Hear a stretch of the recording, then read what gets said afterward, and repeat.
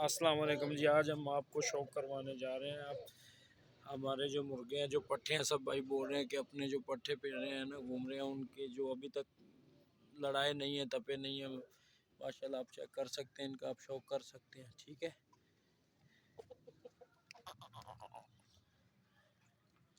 बड़ी बड़ी अच्छी ब्रीड, बड़ी बड़ी अच्छी नस्ल के मुर्गे रखे हुए हैं।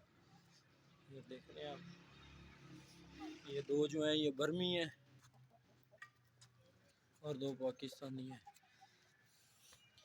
और आज हमारे मुर्गों के अंदर जो है ना, एक गधा घुस आया। गधा भी इंजॉय करने आ गया, काफ़ी दिन के बाद धूप निकली है तो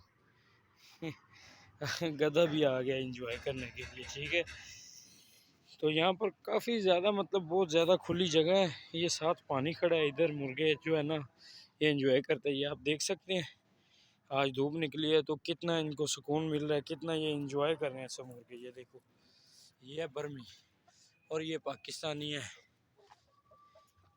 ये भी पाकिस्तानी है पट्ठे माशाल्लाह से।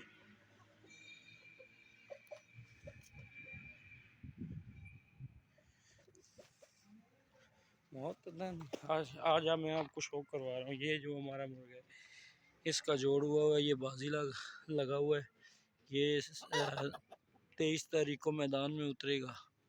ये बैठा है और ये आज गधा भी इधर धूप एंजॉय करने आया हुआ है भाई। आज धूप निकली है ना काफ़ी दिनों के बाद। ठीक है।